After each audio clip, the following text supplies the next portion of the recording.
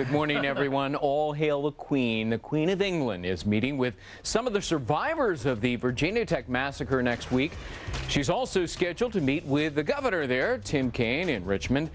Queen Elizabeth II is visiting the United States, all part of the 400th anniversary celebration of the founding of Jamestown. This story is for Greg Kelly. It may sound like news from centuries ago. The bubonic plague is back. At least 5 squirrels, yes, that's a squirrel, Greg, and a rabbit have died of the plague in Denver.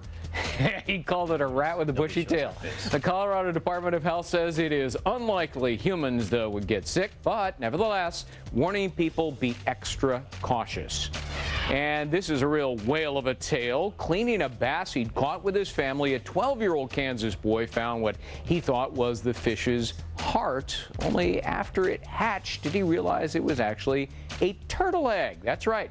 The turtle has been named Jonah to match his special story. That isn't that special? That's kind of neat for a Jonah's yeah, that's a good name for the turtle. Yeah. How do you know if you're encountering a squirrel that has bubonic plague, for everyone out there listening? They have a little rubber bracelet Yeah. on. No. What's up with that? I don't know. Maybe it's foaming at the mouth. I have no idea. How would you? I know it's a good question. Be careful. I mean, seriously though, is there a public alert status? Or Well, you know, don't try to play with squirrels or feed the squirrels, or you know, they could be carrying the plague. Crazy. They should be hunted and kept away from humans. Yeah, throw them in the fire. wait, they do that in New Jersey, you know. They do go squirrel hunting. Yeah, they actually, in certain parts, we had a story a couple months ago where they were eating it. I remember that because I have had squirrel when I was in Monroe, Louisiana. And what did it taste like? Don't tell me chicken. No, I was going to say, it doesn't taste like chicken. It's gamey, but it's not like chicken. I can't explain it. Is there any meat on the bone with a squirrel? What were you doing in Monroe, Louisiana, and why were you eating squirrel? My first job on air. And you ate I squirrel. started big. Was it a bigs. story? No, you know, there's a lot of hunting down there, and I certainly don't have anything against that. Don't want to get into an argument about that. Okay. And yeah, some people, you know, they hunt squirrel. What's the big deal?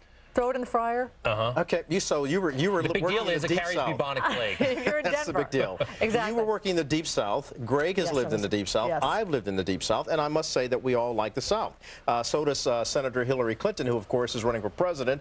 And some people made a fuss because she started waxing her language to be as if she was giving that Southern drawl, saying, "I'm just thankful to be here. I do declare." But she goes on to defend herself by saying that she thinks it's time for America to have a multilingual president. Let's listen. To Brandon Brown. You know, I lived about a third of my life in Arkansas, and I lived about a third of my life in Illinois, and I've lived about a third of my life on the East Coast. And I think America is ready for a multilingual president.